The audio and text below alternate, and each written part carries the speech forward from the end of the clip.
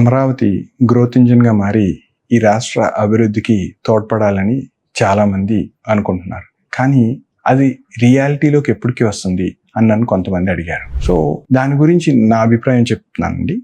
దానికోసం మీకు ఒక ఎగ్జాక్ట్గా ఇప్పుడు అమరావతి జరిగిన ఈ ప్రాసెస్ ఏదైతే ఉంది చూసారా, క్యాపిటల్ ఐడెంటిఫికేషన్ కావచ్చు, కన్స్ట్రక్షన్ జరగటం, ప్లానింగ్లో జరిగిన ఇష్యూస్ కావచ్చు, లేకపోతే మధ్యలో ఆగిపోవటం కావచ్చు, తర్వాత ఫండింగ్ ఇష్యూస్ కావచ్చు, ఇంట్రిమ్ కాంప్లెక్స్లు కడతాం కావచ్చు, గవర్నమెంట్ ఎంప్లాయీస్ ఇష్యూస్ కావచ్చు, ఇవన్నీ ఎగ్జాక్ట్లీ యాజ్ ఇట్ ఈస్గా మనకి 1911లో అప్పటి ప్రభుత్వం భారతదేశానికి కొత్త క్యాపిటల్ కావాలి అన్నప్పుడు సేమ్ ఇదే ఇష్యూస్ వచ్చినాయండి. సో అప్పుడు కలకత్తా మన క్యాపిటల్గా ఉండేది. సో అప్పుడు ప్రభుత్వం ఏమనుకుందంటే క్యాపిటల్ కొత్త ప్లేస్లో సెలెక్ట్ చేయాలంటే వాళ్ళు 2 పారామీటర్స్ తీసుకున్నారు. ఒకటి వాటర్ అవైలబిలిటీ, అందుకే యమునా నది ఒడ్డుని తీసుకున్నారు. 2 కనెక్టివిటీ. సో అప్పుడు పాకిస్తాన్ కూడా కలిసి ఉండేది కాబట్టి central connectivity for north India ఉంటుందని చెప్పి న్యూఢిల్లీని చేసుకున్నారు.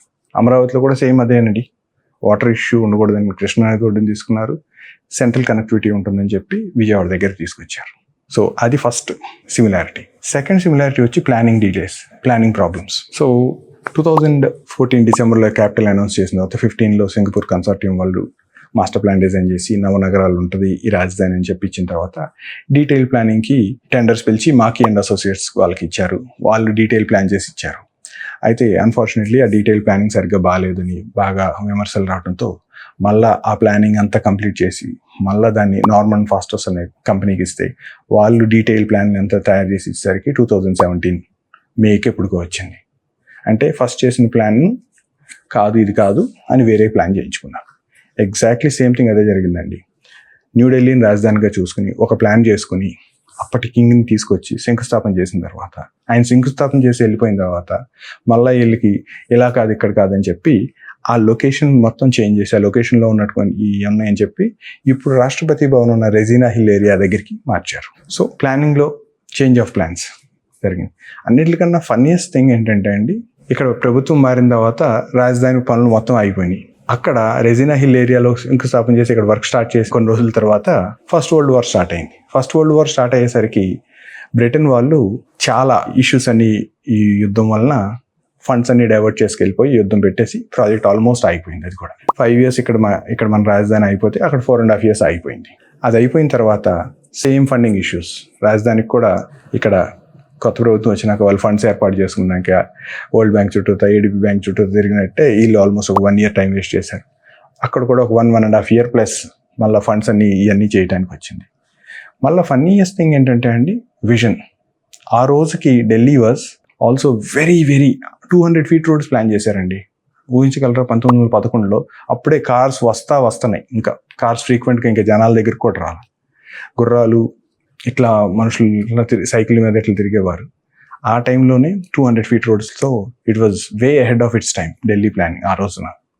సో అమరావతిలో కూడా ఐ థింక్ ప్లానింగ్ పరంగా it is way ahead of its time అయింది.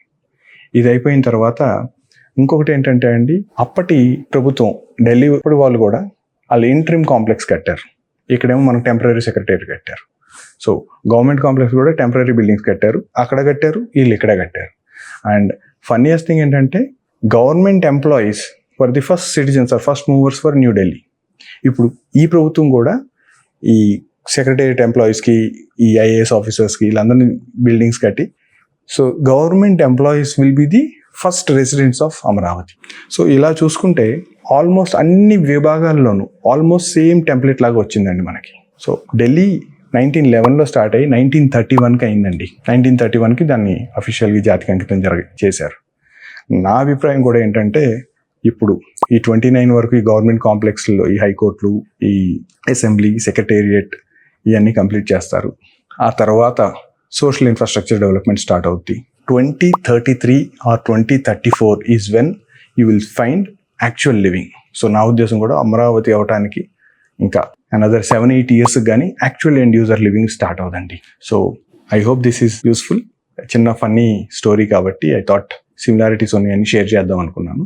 బట్ ఫన్ థింగ్స్ అపార్ట్, నా పర్సనల్ అభిప్రాయం అయితే actual end user living with proper social infrastructure, అంటే ఇప్పుడు రైట్ నో స్కూల్స్, కాలేజెస్, కొద్దిగా మెడికల్ ఫెసిలిటీస్ వచ్చినాయండి. బట్ సోషల్ ఇన్ఫ్రాస్ట్రక్చర్ అంటే దేర్ ఇస్ లాట్ మోర్.